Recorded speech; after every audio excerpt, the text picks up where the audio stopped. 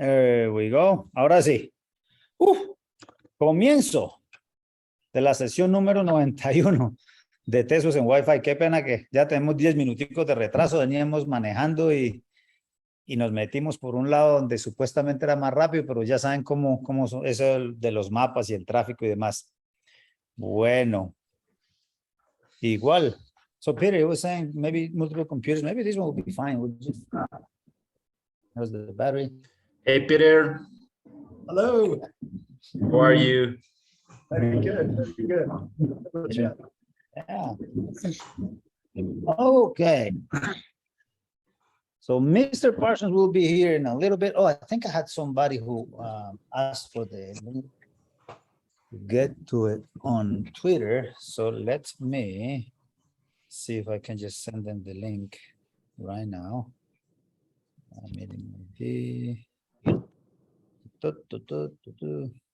Thank you guys for your patience. I know it's Friday. Whatever in the world you're in, you could be doing better things, but you've chosen to be here with us. So thank you very much. Okay, where is that meeting ID stuff? Oh, and gone. I'll just use Zaid. I send you the message. How's it going, Zaid? Good. How's everyone? Okay. Message. This person.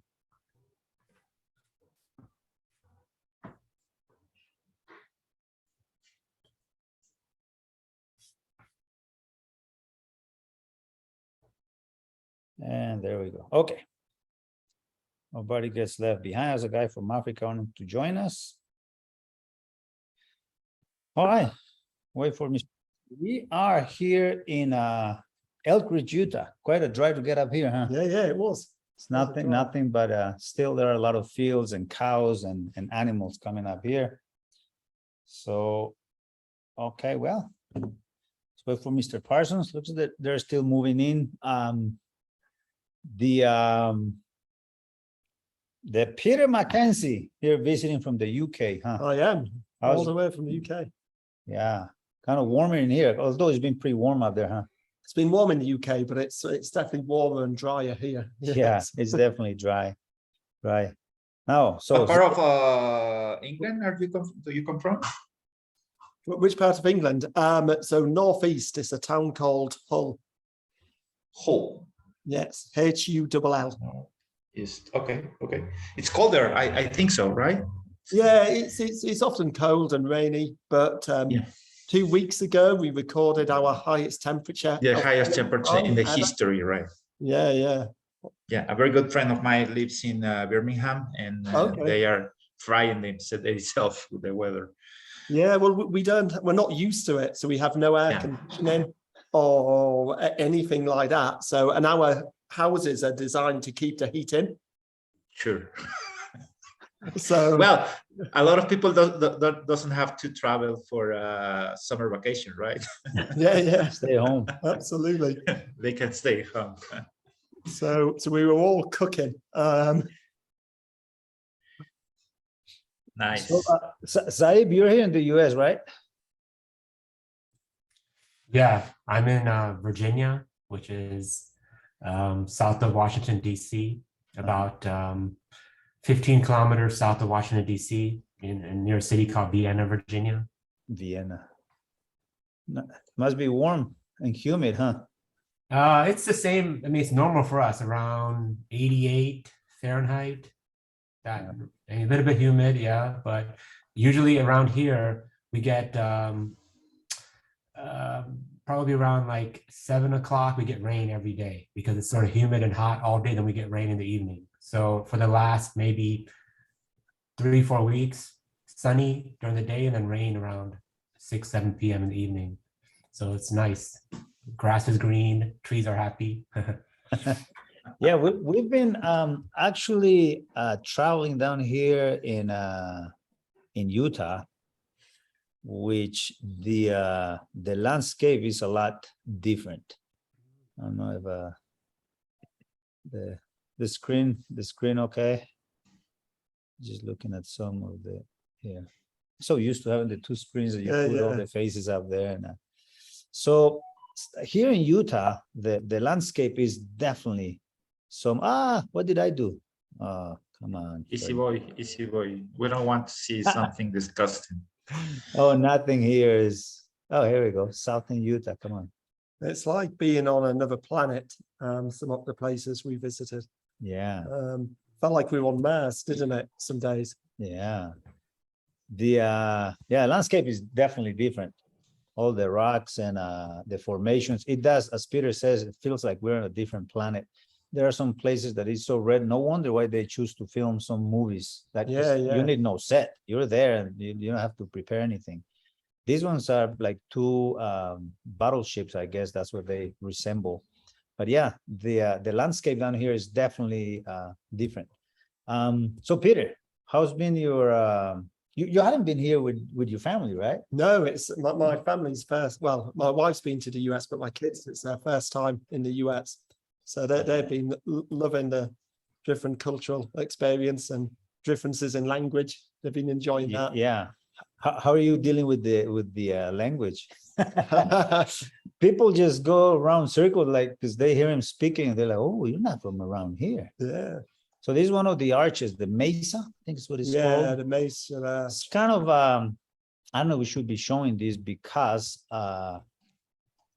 it's just so amazing that they want to ruin it for you if you ever come back. Pictures don't do justice, do they? No, absolutely not. So this right here is an arch and there's like a sheer drop below it on both sides. And of course, Peter, there devils he is, which is on the top of that arch. Oh, I think we got on top of delicate arch? No, not delicate, but mesa. Oh, okay. Yeah. So still, I didn't know. I thought you can just walk to it, but then I didn't realize that there's like nothing on the. You can climb up there too. Yeah, but then it's like sheer drop, like thousands of feet below. I don't know. It just seems like so. Okay, well, let me just stop sharing my screen here. I am honored to be here sitting by these two gentlemen, Mr. Keith Parsons, known by Mr. Keith. Hello. And then Peter Mackenzie. I know we're always when you have either Keith Parsons or Peter Mackenzie on a webinar or some meeting, it's to talk about technology, about packet analysis, or about something technology related, but not today. You know, the meetings that we have set up for, you know, this all started during pandemic, and we had then I did a short presentation during last WLPC in Phoenix about the meetings. You know, it all started just like in the middle of pandemic after class, calling a friend in Colombia, and we just started gathering. Can you believe it's meeting number 91 of Tesos in Wi-Fi? So yeah, so today, you know, I know you don't like round tables and all of these, you know. We have a round table. We do have We're at a round table. a round table. We don't have multiple computers, no special gear, no lights, no man cave. You're still moving, huh? It's a nice house. Yeah. Nice area. And First people here. yeah, and you have all your gear packed up, I assume. In boxes, yeah. So we have no script. We'll have a list of questions. If you have any questions in the chat, will be a great place to put them. But for now, I'll just like to have a normal chat, because yes, we think Keith Parsons and we just think, you know, Wi-Fi. We think Peter Mackenzie, and then we associate that with packet analysis and, you know, all this technology stuff. But behind all of these technology stuff, there are human beings. You know, before we were in IT, you know, we're human. So why don't we start with you, Mr. Parsons? How is it that you started with how did you end up in technology? Not just Wi-Fi, but technology as a whole. Is that your background? Is that how you started? No, my early background, I was a business finance degree, and I needed some money. And so this is a long time ago. and they had a rule in college for certain college classes, you had to bring your own disc. It was little 3.5-inch discs. And they sold them at the bookstore for like $2. And I found a place online I could buy them for $1. And so I bought 500 of them and sat outside the class and sold them for $2 and made $500. And I thought I was like super, super rich at that point. And so every semester I started making money on the side. And I realized I made more money doing technology than I did the actual work. And so God started doing technology that way. I did start in real estate. I built a bunch of apartment complexes and like 2 shopping malls, and then went back to school and got an MBA and thought I was going to focus on more in the real estate side, and found out I really liked the technology. So been doing technology ever since. But my Wi-Fi story, I have a good Wi-Fi story. I was, for about 3 years, I worked with a lady by the name of Laura Chappell. She's like queen of packet captures. And she would go around and teach people how to do packet captures and analysis and all of that. But she didn't like doing the business side. So I ran the business side. She was basically the performance, and I did the business, and we traveled around the world together. She had 2 kids, but they went with their father for every other week kind of thing. So we could only schedule around when her kids were with the father, and we traveled around the world doing this for a couple of years. It was great. And one day we're in New York City. The Marriott Marquis was the actual hotel, and we're up there at the little fancy restaurant. And I'm asking her, how can she charge so much money for what she does? Because she was making a lot more money than I did at the time. And she goes, you have to have a specialty. You got to be something, unique. And she asked me, what do you like? And I said, well, I kind of like security. I mean, at the time I was doing Microsoft and Cisco and doing some pen testing for security. And she goes, well, no, just pick 2. And I said, well, I like wireless and I like security. And she reaches in her purse and pulls out a quarter and says, heads, it's wireless. And she flipped a coin and it landed on the table and it's heads. So I've done wireless for the last 20 years. So you ended up in Wi-Fi. And I had a friend that he's a flight attendant, and his brother keeps telling him like, oh, you're so lucky you get to fly all over the place. And, it's just, you're so lucky. He just kept saying lucky. And like, yeah. And it's funny that the hardest I work, the luckier I am.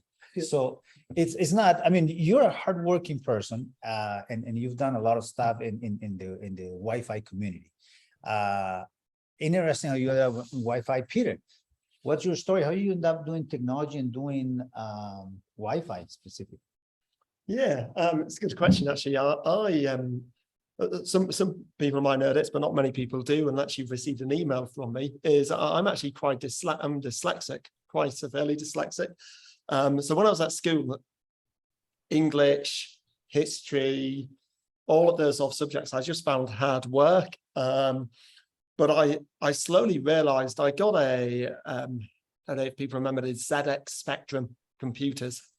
That was one of my first computers, and at home. And I opened the manual, and there was a basic.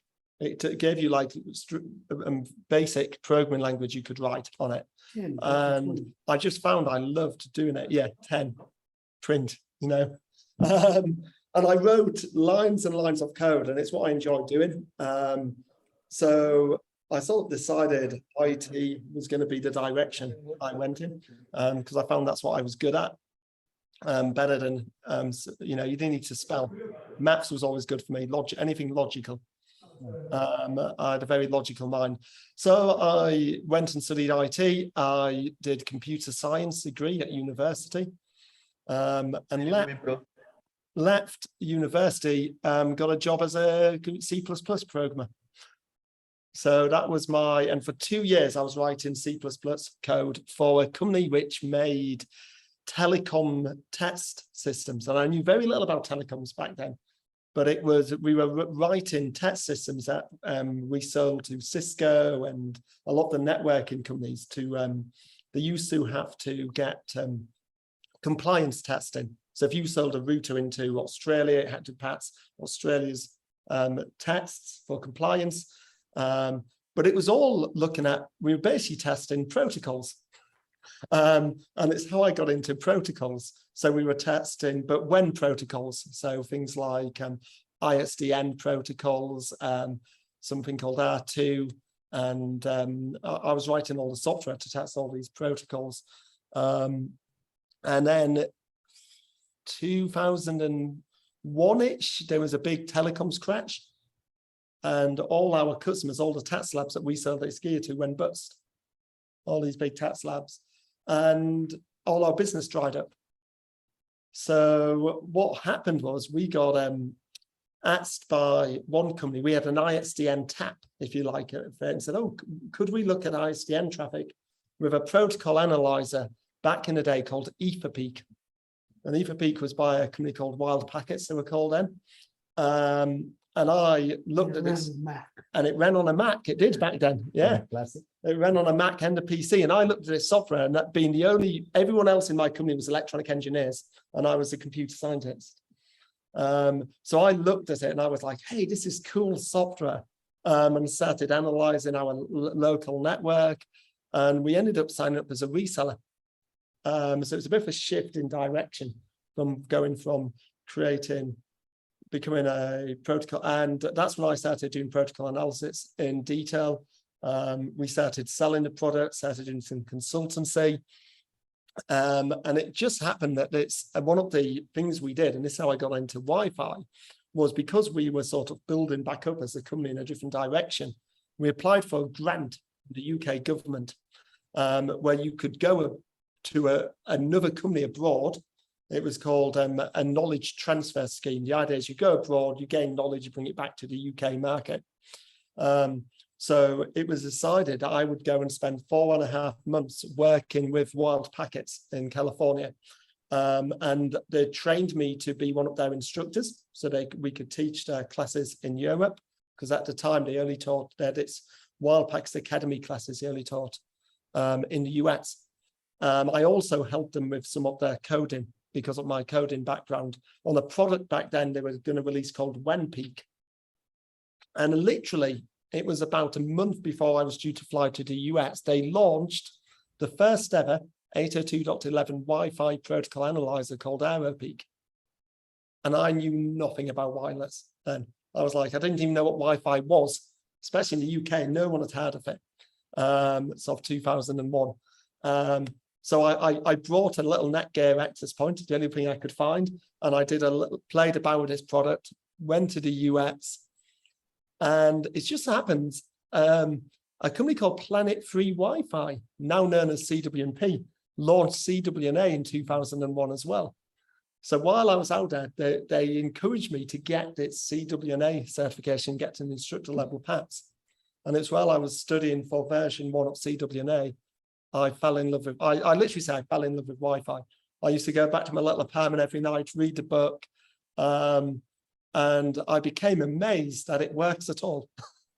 Learning about contention and DFS and all of that stuff, I was like, this is an incredible technology.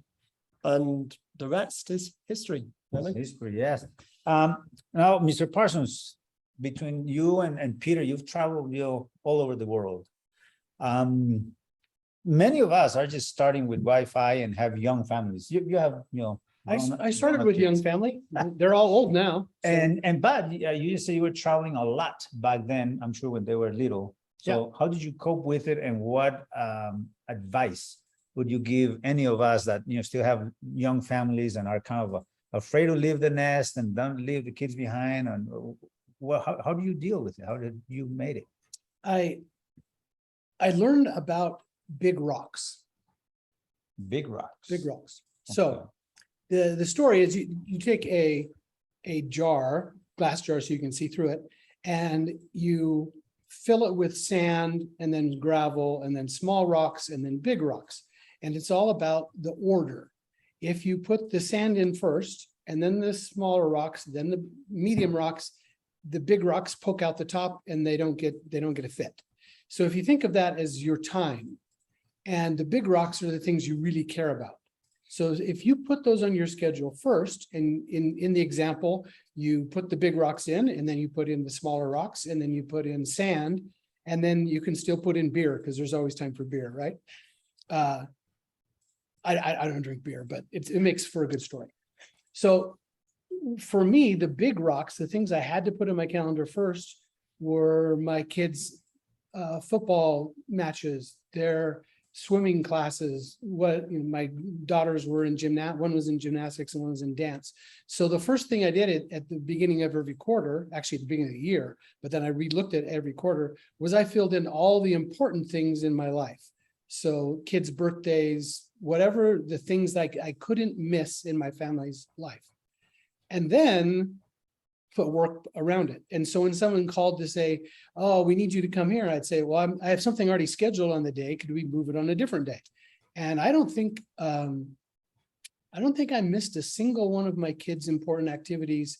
And I've got 4 kids, and that's over a 25, 30-year period, just because you put them in first. Now, I did travel a lot, usually 40 weeks a year for probably 10, 15 years. But never missed anything. It's because you just schedule it the right way. And I had a wife who was really good, and she didn't mind me being gone. And the trick was, when I was home, 100%. That was all it was. So when I was gone, I was working. When I was home, and that made for a really easy transition. I didn't work from home ever. It was, if I'm not home, I'm working. If I'm home, I'm doing family stuff. And helping the wife. Oh, perfect. Peter, how about you? You travel a lot too. Yeah. You have a small family. Yeah, but very similar, really. I very early on decided that when I was home, I wasn't working. And that included, like, because I remember when, being an old man now, I remember when you could first get emails on your phone, and the temptation was you get home and people check emails, they almost expect you to be able to. So I just put a line in it and said, I'm working. When I'm at home, I'm at home. When I'm away and I'm working, I'll work. In the evening, I'll work all the time because I'm working. No, but when I get home, it's family time. No, the kids go and the wife's in bed and I'm still up. I might work. Yeah. And But now, it's having a fixed line. yeah. And I think I fail in that in many ways, because you're so worried about certain things in work, and sometimes you put that on the side. I think we all made mistakes in that, but thanks for the advice. Now, COVID has changed that. Yes, Now, definitely. Because now when we're home, we're working. So it's not that. How do you draw that line now that I don't. My kids are gone.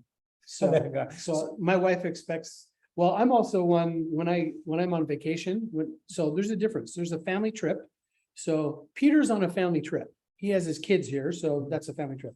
When you go with just your wife, then that's a vacation. And for my life, those are 2 different things.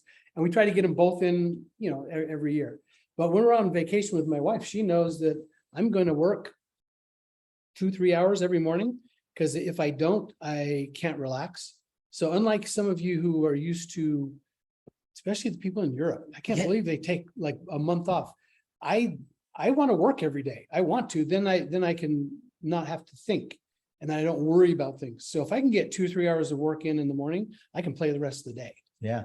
And that it's funny you mentioned that, because when I send these invitations for these meetings, I constantly get like, I'll be out till September 15th. Like, it's only July. Like, they take a month, 6 weeks, like nothing. And you don't hear anything from anybody. Now, this is session number 91 of Tesos in Wi-Fi, a group that started in the middle of the pandemic, just using technology to just, have the conversations you would have on a Friday afternoon after work, without, all the stress of being on a meeting. I don't see anybody who's got beers in their hand, though. There's John. Oh, beard. I thought you said Not beard. a beard. There you go. Yeah, just Luna, what you got in that cup? I don't know. That's beer in there. Eric Miranda, he's got beer right now. That's why he has his camera off. Some mezcal. Mezcal. So yeah, is it right pronounced? Mezcal? Mezcal? Yes. Yeah. Mezcal. Mezcal. Yeah, mezcal. Okay, like Spanish, mezcal. I wouldn't know. It's There's Miranda. Oh yeah, he puts the professional background. Oh, like, thanks. That's Eric. You're just trying to fake us out now. So we're talking about the humans behind the geniuses here, world-known, famous book authors. You've written books, been in a lot of important meetings, government officials in places doing Wi-Fi. Well, Mr. Parsons, let's start with you. What's the place where you've had to do some Wi-Fi work that you said like, wow, I'm so glad I'm here, but I hope I don't have to come back here? Oh, there's lots of parts of the world. I don't want to get, if you haven't read it, there's a good book called Guns, Germs, and Steel by a guy named Jared Diamond. And he goes through and explains why different parts of the world ended up differently. Partly because, well, his thesis is that Europeans went to South America and they had germs and guns and steel, and so they took over. Or he gives examples in Iceland. And anyway, he talks about how there's first world countries and third world countries and what the difference is and how they formed. And so understanding that is important. For me, I've been in 107 countries now to doing Wi-Fi, which is great. I love it. It's been one of the best. I wouldn't have ever picked it as a career because I just kind of fell into the career. I'm still waiting to figure out what I'm going to do with my life. But Wi-Fi has been fun in the meantime. I've been able to be in diamond mines, 1,800 feet below ground. I've been above the Arctic Circle at a tar sands where they dig up tar sands and then put them in a centrifuge and then put steam into it and then they spin off oil. Everybody needs Wi-Fi. So if you're good at Wi-Fi, there's places where you can go do that. Your question was more about the places that were weird. I don't want to go back. I don't like going back to places that government officials want to charge me a bribe. It's difficult for me to deal with that on a personal level. I just, in my business for the last 20 years, I just have a really simple rule. If it's a government fee, taxes, etc., and you give me a receipt, I will gladly pay it. One, I can take the receipt back to the US government and get a tax write-off because that was a legitimate expense. And so as long as they give me a receipt, I'm good with that. It's when they don't want a receipt and I'm stuck at, I was stuck at a border in Slovenia for 16 hours once because I refused to pay. And so finally this guy I was with spoke German and he went over to the cash machine and got out Slovenian money and went to take it to them because I wasn't going to pay. And they threw it back in his face. They went, not our money. We already have our money. We want US dollars. But eventually they realized I was stubborn and they let us through. But that's the places that I think, for me, that's the hard line is if there's a bribe, that means a government official is actually taking money on the side. I would hate to grow up in that world. So yeah, well, I think Fernay has some experience on that. Latin America is not the place for you. Mexico. Mexico, they will just ask for cash at entrance when you have gear. So Peter, I've been there, they never asked me. Yeah. So Peter, what place in the world have you been to and say like, oh, it's so cool to be here, but I hope I don't have to come back here? Well, where has Wi-Fi taken you? Wi-Fi has taken me all over the place. There's some cool places like, I'm for people who follow soccer in the UK, I'm a Manchester United fan, and it's taken me onto the roof of the stadium, putting up a point-to-point link, which was quite good fun between their training ground and their stadium. But it really takes you everywhere. I've been to quite a few African countries. So a little bit like Keith, ones where you've effectively got to bribe your way in. I didn't really enjoy, but some of them are interesting. I been to Mozambique, Eritrea. Eritrea was a very interesting country for many reasons. But I was there doing some teaching them how to do protocol analysis, basically, and it was the government run the ISP there, so it's a government run internet service provider, and that's who and they basically said on the last day of the course, can we plug your analyzer into our network and basically analyze it? And I was like, this is not right, because all their traffic for all their entire customers was there unencrypted coming into my computer. Along with all the viruses as well. And it was an interesting experience. And they seemed happy to just. So I had said, "Oh, look, there's a lot of fibre. There's this fibre that's coming from this customer. Great," and just unplugged them from the switch. That's the solution. That was the solution. And it worked, yeah, but it wasn't like, it was very interesting how they were. And then on them, I don't know if you've done work in an African country, but they will often take you out for a meal on the last day, and then you have to give a speech. And I was pre-warned about giving this speech, which I was pleased about, because culturally you have to say certain things, and that was it. Very interesting. It's good to have that sort of cultural content to have what you meant to say.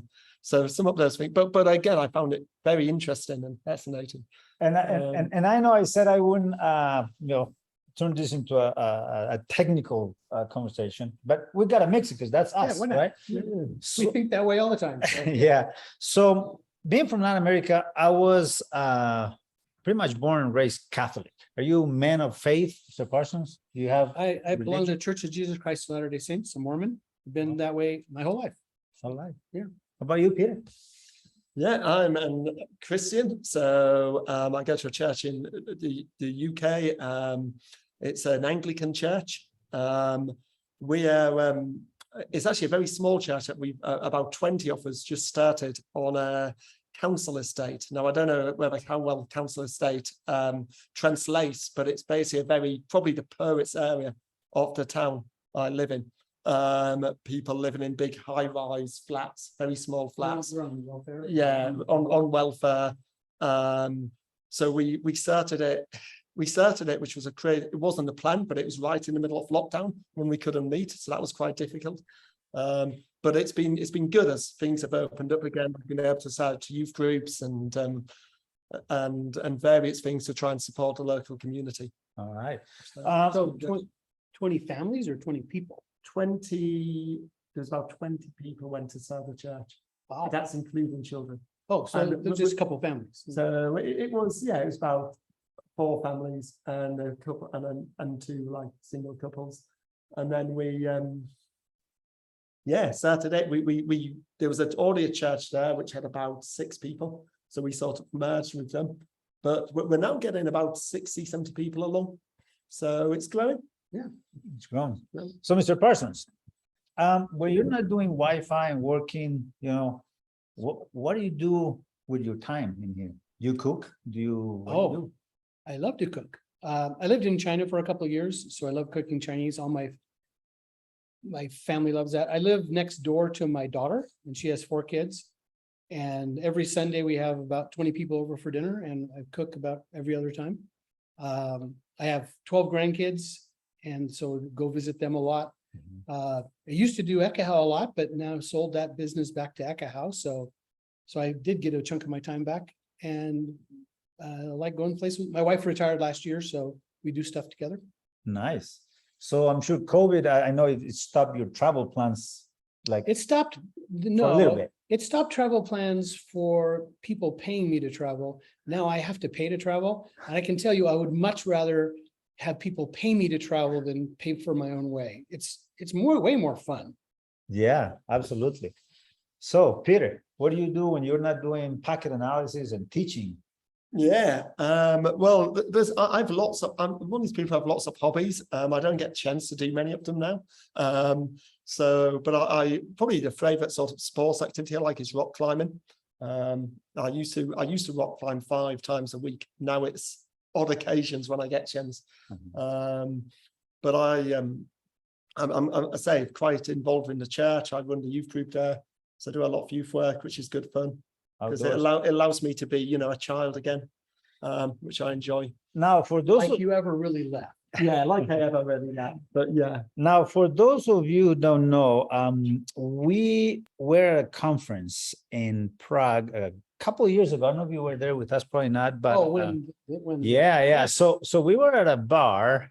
Is it a pub? Yeah, I think it was a pub. Medieval bar. It was like a medieval bar, and then there was these entertainers, you know, they were like doing different stuff. And there was one where a guy came with torches, and he was, It's a fire juggler, wasn't it? yeah, he was just like juggling torches. And I sorry, Peter, but I threw you under the bus. I told the guy like, oh, my friend can do that. And he just handed over his torches to Peter. He did. Let's see if we can play this in here.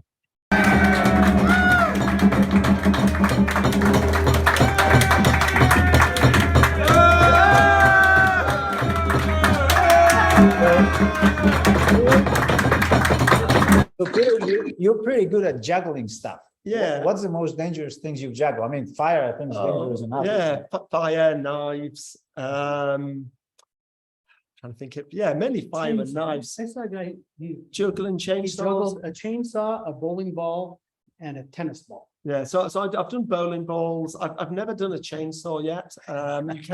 You can get like juggling chainsaws, but I don't have any. I spent a lot of my university life doing circuit skills, magic. Became a member of the Magic Circle. How about swords? And I've done fire eating, fire breathing. Basically anything with fire. I've always loved fire, so anything that I can set on fire. I've got fire diabolos, fire devil sticks, fire poi. If you know poi, it's like a chain with the swing round. I've got fire juggling balls. Anything you can set on fire was I used to do big fire shows with a friend of mine, and it's basically how we paid our way through university. We had an agent who used to get us gigs. Stilt walking, I've got that used to pay well. Lots of people wanted people who can be like really high on stilts. So you pay unicycling. You pay your university with Circus juggling stuff and and you with selling floppies and Well, but technology then stuff. this was like a long time ago, and I got paid. I paid for part of my college by making Cat 5 cables in custom lengths.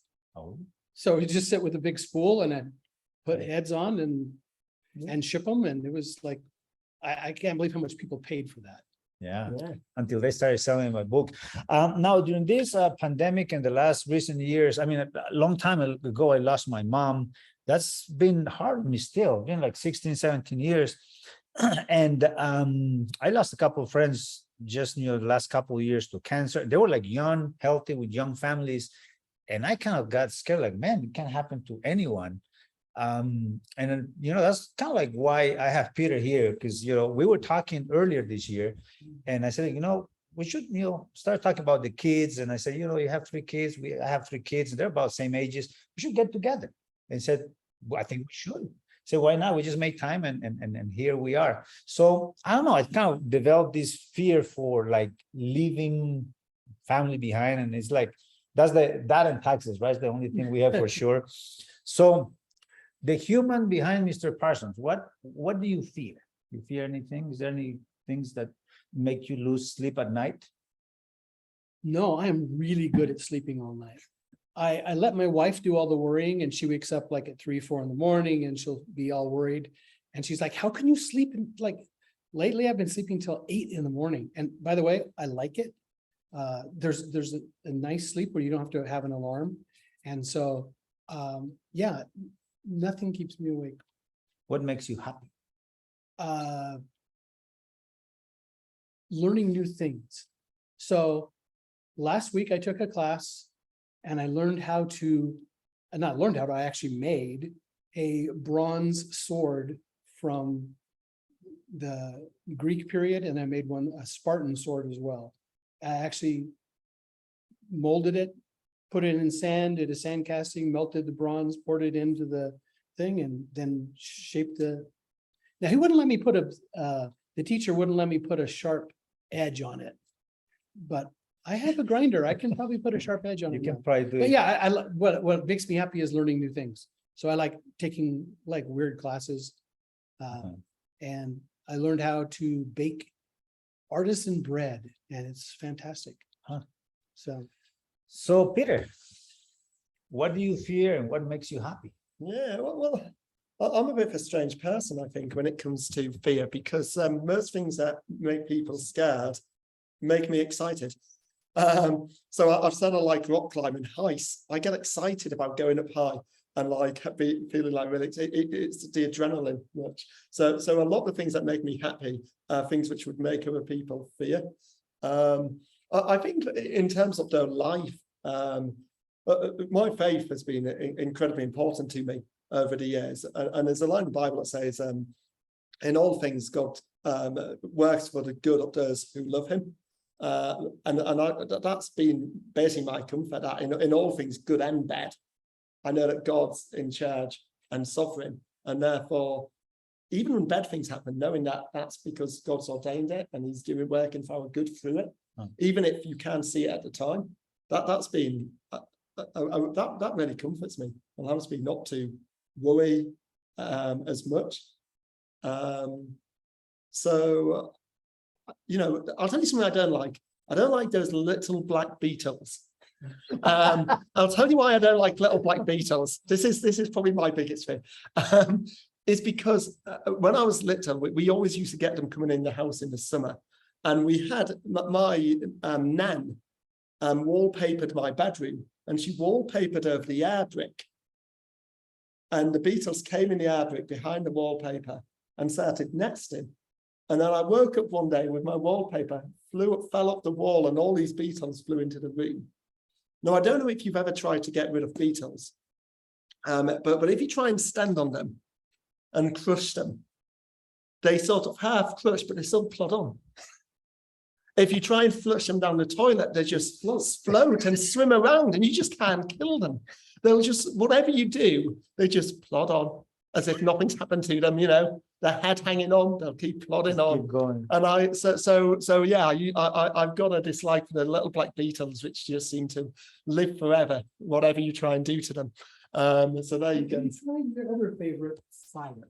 Fire beetles. So Yeah. I lived in China for a while. We had lots and lots of bugs. We'd come home back to the apartment at night, and the kitchen floor would be covered. You'd turn on the light and cockroaches would go everywhere. So you'd get a can of hairspray and a lighter.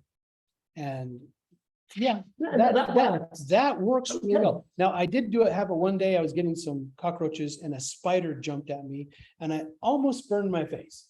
So I'm not sure my mum would have been pleased if I'd done that inside the house. yeah, this was inside the house. But then again, my roommate at the time was just 20 and I was 20. So, hey, I do did crazy stuff set then. fire to my brother's bed once as a child. But I was doing something with fire, and I dropped a match between the wall and the bed, and it sat on fire. So I put the fire out, big black hell, pushed the bed back against the wall. Nobody knew for years. As a child, we used to burn scorpions, but they don't burn. They just die, but everything stays intact. Oh. Now, Mr. Parsons, you're pretty good with businesses. You're pretty good with money. What advice would you give us? Or, you know, like, I mean, we have expenses, we have, you know, children, that's a big expense. And children expense gets more and more as they get older. Oh, all right. Yeah. When they're little, you're like, I have to buy diapers. Yeah, that's nothing. That's Wait till you buy a car. Please don't say that. Yeah, so Please don't say that. I'm begging you. enjoy the time when they're little, and then they go off to university, and you got to pay for university bills. I think that two pieces of financial advice. One is, and this is me, I didn't learn it until I was in my 40s. Don't spend all the money you make. It's just really simple, and you've heard that your entire lives. But I up until this one day when I had a job and I got fired, like 4 days before my stock vested. And then I talked to the HR department. They said, you know, you can't get your stock options. And I was like, why? Well, because actually it wasn't 4 days, it was like 4 hours. Anyway, and then I was left without a job and thought, oh no, what do I do now? And so I realized I can live on less money. So I picked a number of how much I was going to live on. And then I had to make that money every month. Well, actually I broke it into a week. They said every week I need to make X amount of dollars. And if I worked till Tuesday and I made the money, then I could use Wednesday, Thursday, Friday doing something else. But the trick was I learned to live on a very fixed amount of money. That was 15 years ago. And to this day, I still live on that same amount of money every month.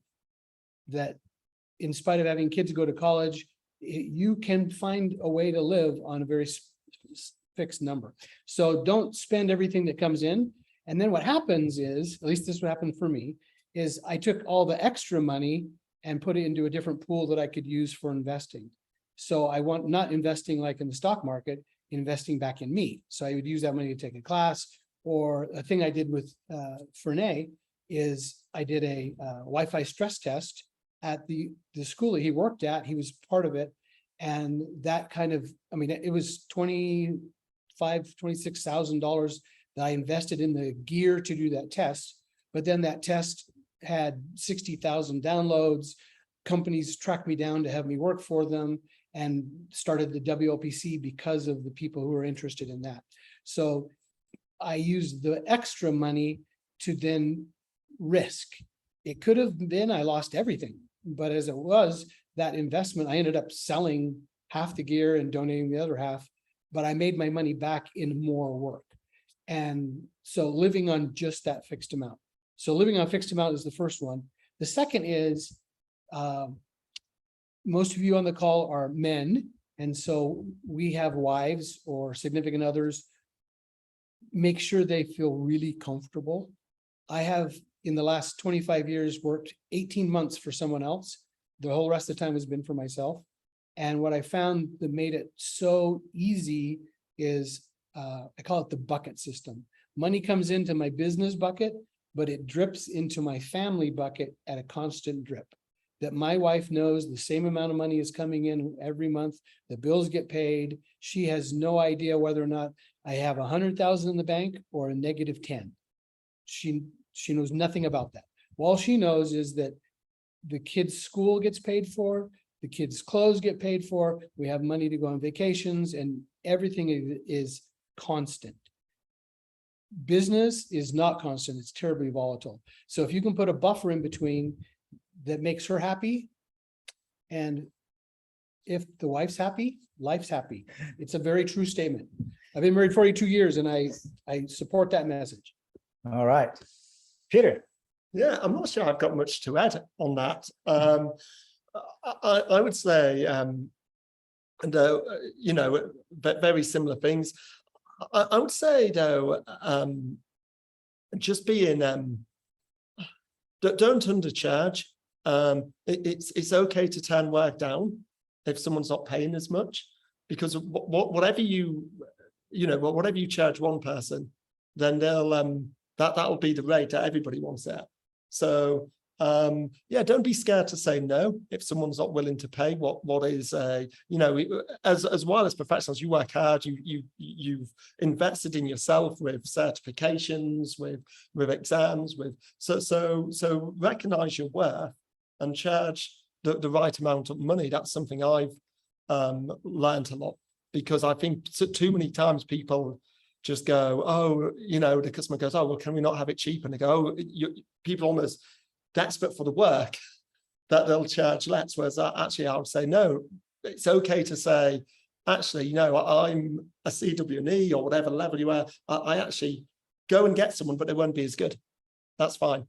And it's amazing when I've done that, how many times they come back to me and actually pay what I first said.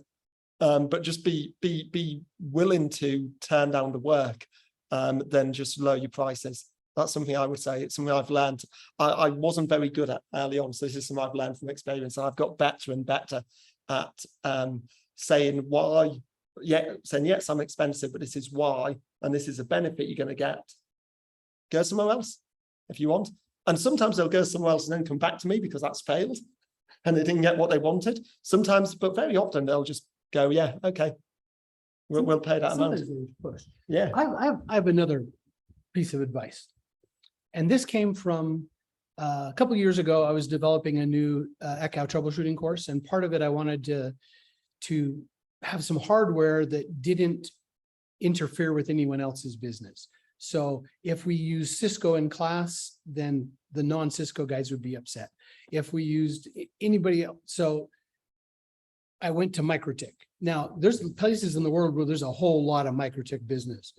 Most of the people who take an ECHO ECSE class aren't Microtik people, but they have some really cool tools, and they had this little router that would do lots of things. We used it for being DNS and DHCP, and we had it as a target to do things, and it had some cool tools built in. So I wanted to learn about it. So I go over to Eastern Europe, to the actual town where Microtik's made, and I'm taking a class, and I take a whole 6 days worth of classes with a bunch of people. And on one of the days, a guy asked a question of the class, and there's probably 25 people in the class, and we're all sitting in this big U, and he goes around and says, how much do you charge for an hour? Now, one, I haven't charged an hourly rate in probably 30 years. I only charge daily rates. That's just the way I work. I don't want to break it down to that. Sometimes on a day I work 14 hours, and sometimes I work 4, but I still charge the daily rate. That's just my thing. And so he's going around the room, and everyone's answering the question. And I don't know if it's Eastern Europe ethos or culture, but in America, if you ask someone what they charge, that's not, they usually won't tell you, because it feels it's kind of a private thing. Anyway, they come around to me, and I've been listening to some 20 people in front of me give their thing. And I didn't give my answer because, one, I didn't want to share. I also didn't want to embarrass them because it was a big multiple of what they were getting. But what I asked was to have them all go back around and say, what's the device you install mostly? And then give me a ratio of the cost of the AP you sell versus your hourly rate. And they were like, what? And it took under 2 minutes for them all to calculate the answer. And the answer came back plus or minus 5% of the cost of the AP they sold was their hourly rate. And I said, if you want more money, sell more expensive gear. Because just because you can make a Microtik work, it takes a lot of time and takes a lot of hours, but it's really hard for a customer to pay you more for your time than the equipment. If you're selling a Cisco AP that retails for $1,600 and you charge $1,600 a day, and you can put in 20 APs as a ratio, that's a really good number, and they feel comfortable about it. If you're selling, a $60 Microtik and you put in 10 of them, that's only $600 investment. They're going to pay you triple that just for your time. And so it's hard because a lot of us, our customers expect a Microtik or a Ubiquiti or a Netgear or a D-Link or a TP-Link, but they don't necessarily have to. Now, I'm not anti-Ubiquiti. I've got Ubiquiti. I've got a brand new house, and I put Ubiquiti in it. I have a box full of mists I could have put in, but I put in Ubiquiti because they work for what I need. It's not that I'm anti-Ubiquiti. It's just something we've noticed.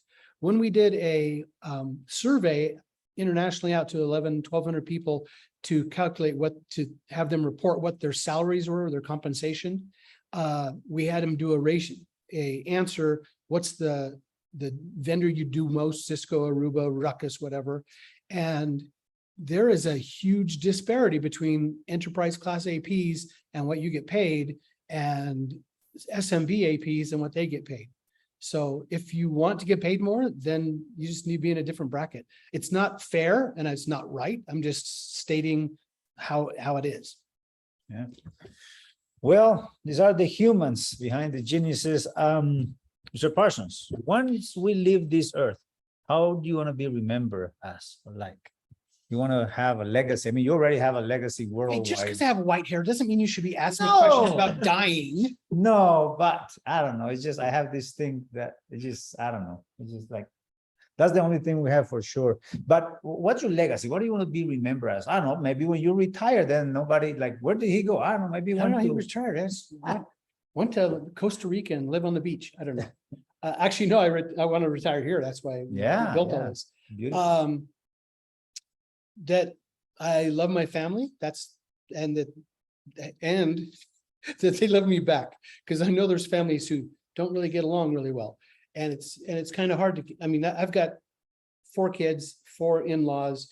So there's 10 of us adults and then 12 grandkids. So there's 22 of us. And I try to take all of us at least once a year, usually twice a year on vacation, because I want the family to be close. From a legacy standpoint, I never thought about it.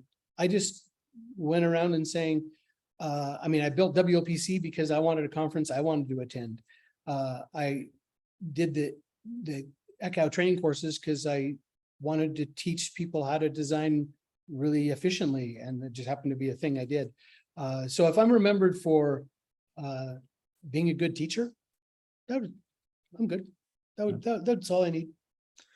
And how about you, Peter? Yeah, it's a hard one. I've never thought about it much at all. I'm Yeah, I'm too young. I don't know. I'm not. I don't know. I think legacies are something which, you know, very few people have. Even people who've done amazing things in the world, you know, 100 years old and never ever remembered. So, you know, again, I guess going back to my faith, there's a line in the Bible about where it says that God says good and faithful servant. And I think if I've been a good and faithful servant in my time on earth, you know, loved God, loved other people, loved my family, I think I'll be good with that. Perfect.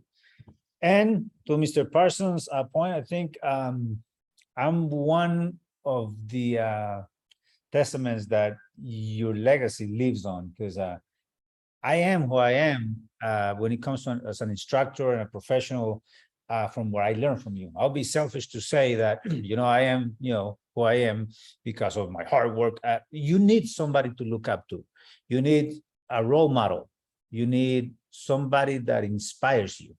You've been it. Thank you. You know, Appreciate it. It took me a while to leave the school district. Took you a while, took you forever. He worked for like 18 months, 2 jobs, one for me and one for the school, because he just couldn't let go. I couldn't let go of that comfort of, you know, having a, you know, paycheck and holidays. Tell me what happened to your income when you let go. It just, I wouldn't say it doubled, but maybe it tripled easily, because, you know, But it's variable. yeah, So- it is. So that's a difficult position to be in. Peter's in a position where he has a little of both, which is great. I probably know 5 or 6 guys in our community who are able to have one foot in a paid job and one foot in a consulting and do that for many years. But for most people, it's the tough risk of saying, I get paid It's every named single week. paycheck addiction. It's I addiction. name it paycheck addiction. Paycheck addiction. Paycheck addiction, yep. Not that that's bad, it's stable. And like I mentioned earlier, your wife wants stable income. That has to be there. But I think there's some ways you can accomplish both. I just think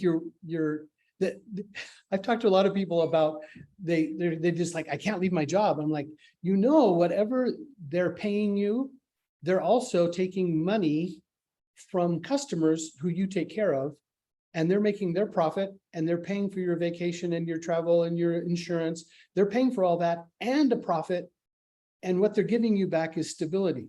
So would you rather have the stability or all that money that they're taking from you?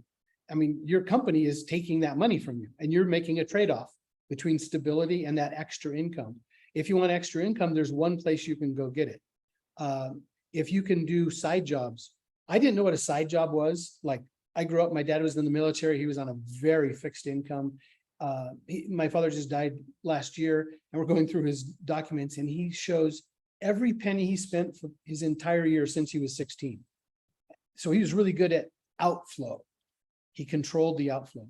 I got married into a family, and they had something they called side jobs, where they had a job, but then on a weekend they would go do something else. And they asked me to help one day, and my brother-in-law laid tile. And I'm like, I don't know how to lay tile. He goes, oh, we got this job. You want a side job?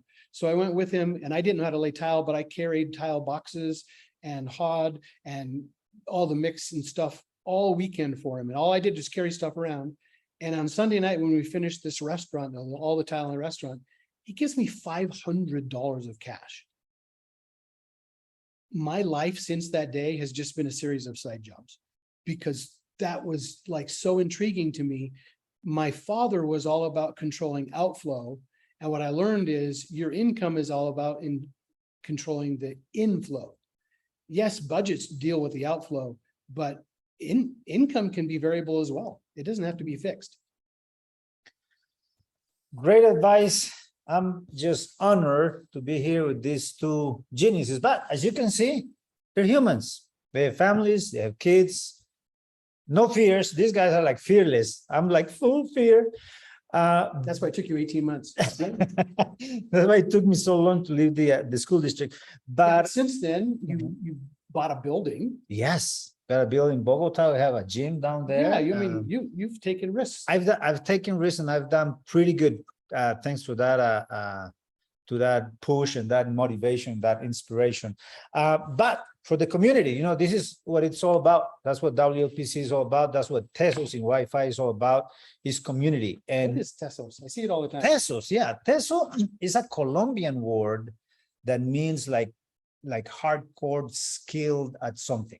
Oh, Like if you're a good gardener, you're a Teso at gardening. So that's a simple word, but it's very Colombian. So here we have Jan is in, where are you at, Jan? You're in Rome, right? In Italy? I'm from Milano in Italy, and I really wanted to thank you about this. And you've been talking about the community inflow, outflow, about money, but I have a question about inflow and outflow, but non-monetary. Okay, I've started actually a nice community of wireless professionals in Italy, and I was inspired by Ferney, because this idea of getting together is great, and I met a huge enthusiasm of people who were just sitting in a small hall and finally seeing that, wait, but I have peers I can relate to, we can discuss about things we don't know, we can learn together. And I've reached a point that I know that in September, this community has to grow in one direction or the other. And I really don't know which direction, because there's a lot of need for learning, okay? And I found out I'm good at teaching, actually. And I've been doing these online meetings where actually I explain what I know, and I try to understand what I don't know, like have other people talk about their expertise. But I sense that it has to grow somehow, and I'm really not really sure which direction. I could develop like a personal brand and produce content and invest into producing webinars and etc. And I've learned a lot from great podcasts around the world, from the Clear to Send to the Wi-Fi Ninjas. I've learned a lot from WPC, all the recordings, etc. And on the other side, I want to do something that lets the people grow. I don't want to grow myself as a public person. I mean, it's not my goal. So what would you advise about? I'm asking to Keith and to Peter especially. How did you make your community, your professional community, grow in a way that made you satisfied of what you were doing outside the economic aspects of working, of a job, etc.? So something you do for a community. I'm happy to talk a little bit about what we've done in the UK. So we've got a UK Slack group, wireless Slack group, which has probably now close to 200 members.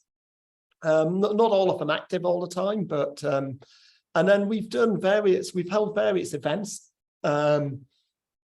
Again, from the Slack group, asking people what they want. Some of them have just been social meetups. We've literally had people have met up for a curry. And we've tried to do them both in the south and the north. We've also done events through under the sort of banner of the Wireless LAN Association as like a local community. So one thing they said, a little bit like you said, they wanted some training.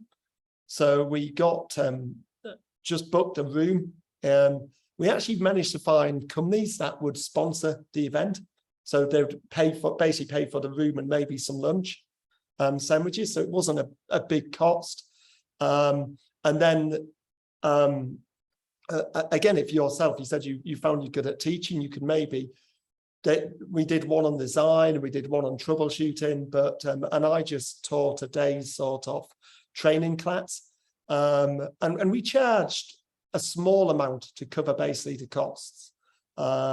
And again, if it's a day's work for you, you could, charge enough just to cover your fee for that day, a bit like Keith say, your day's fee, and found people really interested in their sort of one-day training. And then we've done sort of one day, I guess more, which we've had completely free, I guess mini conferences really, where anyone from the community can talk, an hour, half an hour slots. So a little bit like a mini conference, but it's an opportunity to get together. So that's been really successful in the UK. That's all. One, Great.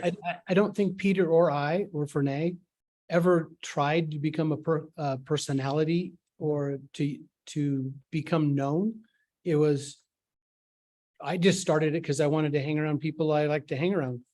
So I have a name just because I organized it. It wasn't about me, not to slam on the ninjas or on Clear Descend. It just happens. They didn't try to become who they are. They just wanted to put a podcast together. So the public persona just happens. It's all about just having activity. If you like webinars, then do webinars. If you like putting on a podcast, do a podcast. It's whatever you like. I kind of like to have, I attended a lot of conferences, and I hated the conference where I was what was being sold. You go to a conference and vendors want to swipe your badge the whole time because you are the target. And so I just kind of flipped it in reverse and said, no vendors can come to WOPC. We just go hang out with people we like. And it just happened to be, there was enough other people who like doing that. So find something that you like doing and then invite other people. And if it works, they'll come. If it didn't work, find something else.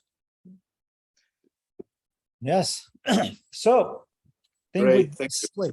we got Jose, is that a real background? Jose Alcalá. I was gonna say, that's looked really nice. So Jose's in Spain, Eric and Juan Carlos Luna in Mexico, Sergio is in Colombia. Jorge, where are you, Jorge at? Lucas, where are you located? Lucas is in Dominican Republic, correct? Dominican Republic. Zaid, Yes. that's Zaid, he enjoyed it. I'm from Mexico City.